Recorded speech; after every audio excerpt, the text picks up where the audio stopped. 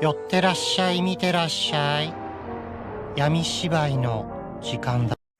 Olá, samurais e geishas do meu canal do YouTube, beleza? Como é que vocês estão? Vocês estão de boa? Vocês estão tranquilos? Então tá, tudo bem. Primeiramente, recado rápido, recado básico.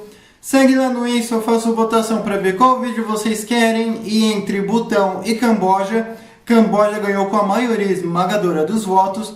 Segundo recado, curte a página do canal no Face, eu faço postagens diárias, curiosidades rápidas, coisas que não dá pra ficar postando aqui no canal toda hora, beleza? E por último, mas não menos importante, eu vou deixar tanto aqui no card quanto na descrição, vídeos relacionados ao Laos, ao protetorado francês do Laos, e outros conflitos entre Camboja e Holanda, e Camboja e Espanha, e entre outros, beleza? Mas enfim, sem enrolação, como vocês estão vendo, hoje eu vou falar sobre o protetorado francês do Camboja. Dessa vez temos as duas bandeiras. Então, eu vou explicar mais ou menos naquele mesmo esquema do Laos, desde o protetorado até a sua independência, beleza? Então, sem enrolação que eu enrolei demais, bora lá. E durante, basicamente, todo o século XIX, o Camboja ele acabou virando um estado vassalo da Tailândia. E ele não queria isso, porque o Camboja ele sempre foi um grande império, só que ele acabou sendo reduzido a um estado vassalo tailandês. E nesse mesmo tempo, né, em 1860, por aí, já vi uma forte influência do Vietnã, já estava crescendo ali naquelas áreas onde o Camboja faz fronteira com eles.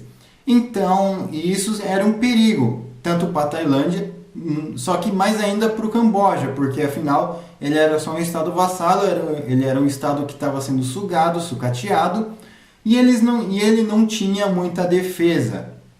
Só que em 1862, os franceses eles conseguiram pegar uma área do Vietnã chamada Cochinchina. E essa área do Vietnã fica basicamente no extremo sul do Vietnã, mas ela cobre basicamente uma grande parte ali da fronteira do Vietnã com o Camboja. E isso aliviou demais para o Camboja. E sem contar que o rei Norodom, ele acabou vendo isso e acabou vendo os franceses como uma espécie de salvação, dizemos assim. E o Pierre Paul acabou, que era o francês que estava ali na Indochina, e ele também já planejava algumas expedições ali para o Vietnã, e ele também viu que do Camboja e a Tailândia, o mais ameaçador ali seria enfrentar a Tailândia. Então ele acabou vendo também o Camboja como uma espécie de estado tampão. Vocês estão vendo aí no mapa, né? Tem a Tailândia, o Laos, o Camboja e o Vietnã. Se o Camboja ainda fosse um estado vassalo, uma invasão pelo sul, com toda certeza, seria muito mais provável. Então, os franceses, né, eles acabaram conseguindo falar com o Norodom, e o Norodom, que era o rei, né, do Camboja, também conseguiu entrar em contato com os franceses, e eles estavam discutindo sobre o Camboja virar um protetorado ou não. E até que no dia 11 de agosto de 1863, o Camboja ele consegue virar um protetorado francês. Mas calma lá, ele não era um estado vassalo da Tailândia, e como assim a Tailândia aceitou numa boa simplesmente perder um estado vassalo? Bem, não foi tão assim também, né? Obviamente ocorreram bastante negociações e alguns pedaços ali do Camboja ficaram para a Tailândia, e então isso já cessou muitas coisas, muitos conflitos, diferente do Laos. Vejam o vídeo. Só que teve algumas negociações também com o próprio rei. Afinal, ele se cederia ao Camboja como um protetorado, mas o combinado é que a monarquia teria que ser mantida. E esse acordo foi feito e a monarquia, sim, foi mantida. Só que em vez da capital continuar em Siem Reap, lá em Angkor Wat, que né, já fiz vídeo, vai estar aqui também, eles acabaram mudando a capital para Phnom Penh. E, obviamente, né, muitas coisas ali começaram a mudar. A França, ela começou a ser responsável diretamente pelas relações exteriores, comércio e, obviamente, a defesa do país, que afinal o Camboja, né, os soldados ali já não respondiam para o rei e sim respondiam para a França. Não, aliás, né, eles de fato, né, respondiam para o rei, só que para eles terem o aval do rei, o rei tinha que ter aval da França. Então, né, o rei virou uma marionetezinha. Nessas décadas, muitas coisas acabaram mudando, né? Algumas coisas foram boas e outras coisas nem tanto. As coisas boas foram que o Camboja, né, ele começou a abolir a escravidão aos poucos, só que ao mesmo tempo os franceses estavam também começando a podar o poder do rei, e indo podando aos poucos. E agora nós já vamos começar com os tumultos. Por quê? Porque já em 1884, o governador da Conchinchina, ele tenta uma invasão no Camboja e ele tenta também um golpe para tirar o rei do poder, para ele anexar o Camboja à Conchinchina. Só que isso não dá muito certo. Na verdade, até que isso acabou gerando algumas consequências. Já que nesse mesmo tempo, por mais que o golpe não tenha dado certo, o Camboja, em 1884, ele sim foi anexado à Indochina. Agora ele fazia parte já da Indochina, já não era mais um Camboja aleatório sozinho. E no ano de 1885, no ano seguinte, o meio-irmão do rei Norodom, o Sivota, ele também reuniu um pessoalzinho e ele tentou dar um golpe de estado para tirar Norodom do poder. Só que Norodom, ele não caiu, ele conseguiu resistir e obviamente foi com a ajuda dos franceses. E os franceses, né, os franceses e o Norodom chamaram o Sivota para conversar, trocar uma ideia, fazer um acordo de paz. E quando ele chegou ali para conversar, apagaram o cara, empacotaram o cara. Novamente, isso também trouxe muitas consequências. O poder do rei começou a diminuir de novo e a França ordenou que desarmasse o Camboja inteiro e que as armas só iam ficar na mão de franceses. E além de, lógico, né, basicamente 70% da autonomia do rei agora ser dos franceses, afinal ele já não tinha muito, e com todas essas tentativas de golpe, a autonomia dele só vai diminuindo, a dos franceses só vão aumentando. Só que também tinha um pequeno problema ali no Camboja, porque o Camboja ele não era um território difícil de manter. Só que ele não era um território barato e ele não dava muito lucro, não tinha muita negociação, ele era um lugar meio escasso, que os franceses não conseguiram explorar muito bem. Então, o que os franceses começaram a fazer para começar a lucrar em cima dos cambojanos?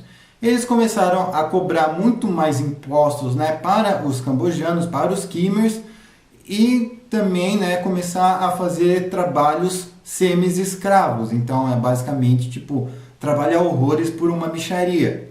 E isso, né, começou a meio que criar aquele atrito. Em 1893, quando a França estava no Laos, aconteceu a Guerra Franco-Siamesa. E essa Guerra Franco-Siamesa se deu justamente por causa de uma série de incidentes ali do Laos na fronteira com a Tailândia, com a França. E os franceses acabaram pensando que o mesmo poderia se repetir no Camboja. E se os três se revoltassem, Laos, Camboja e Tailândia, eles não iriam conseguir segurar o Vietnã. Então, a partir de 1893, a França, aliás, né, eles começaram a investir um pouquinho mais ali no Camboja, na capital.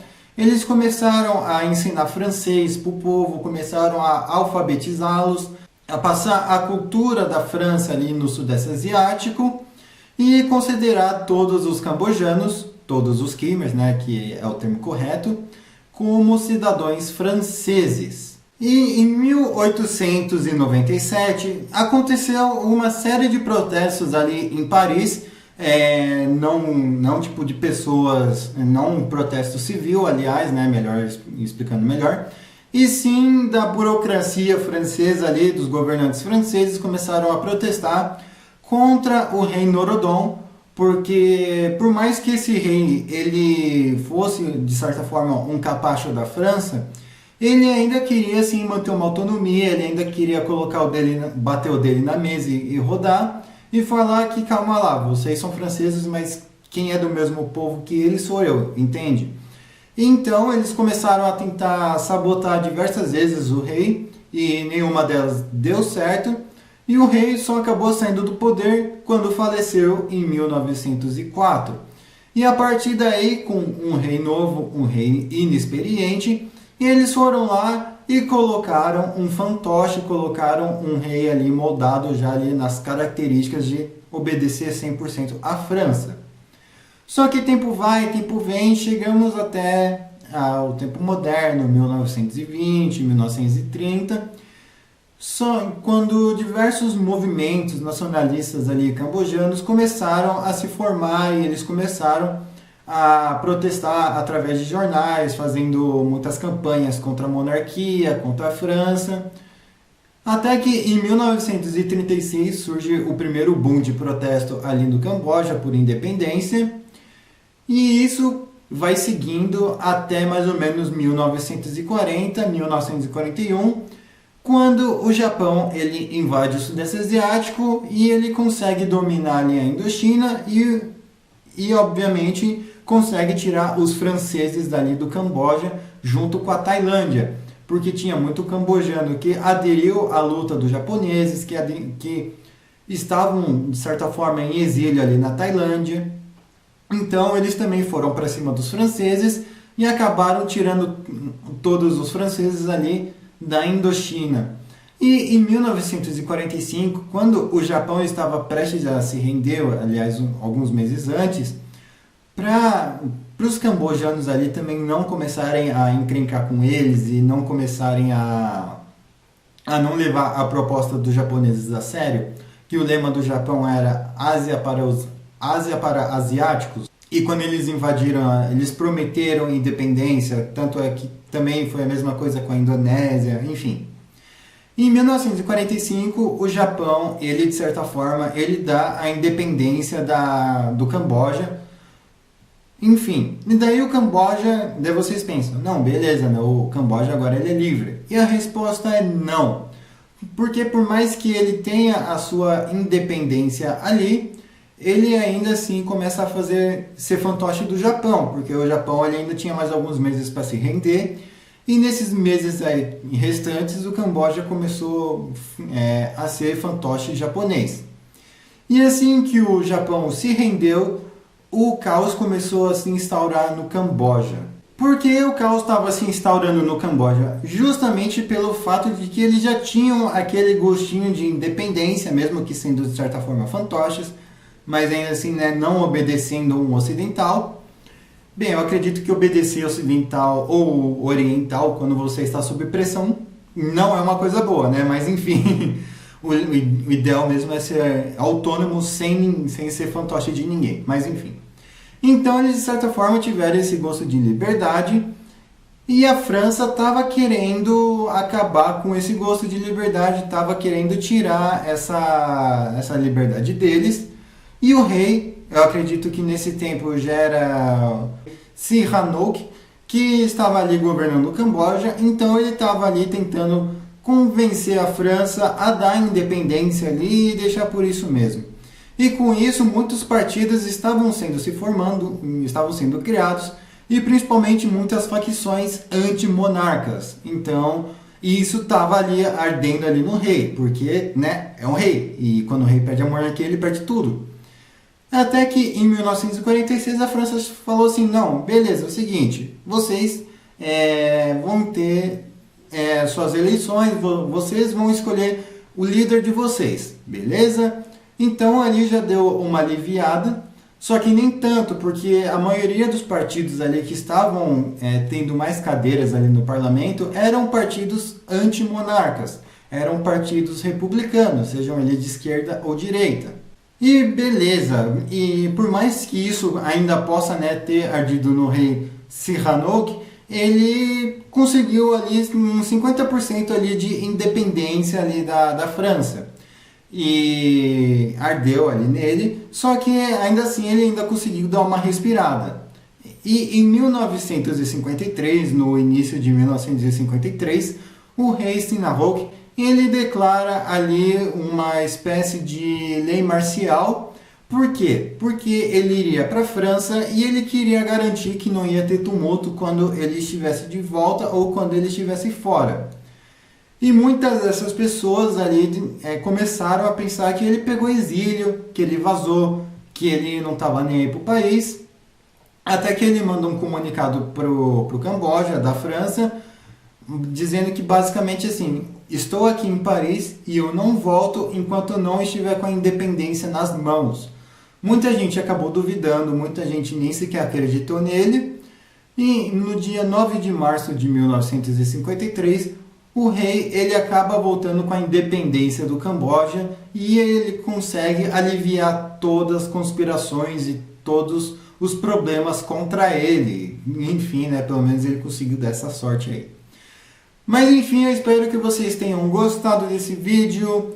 Peço para vocês curtir, compartilhar, se inscrever, ativar o sininho, curtir a página do Face, seguir lá no Insta. Você já conhecia como que o Camboja virou um protetorado e como que o Camboja ele conseguiu a sua independência?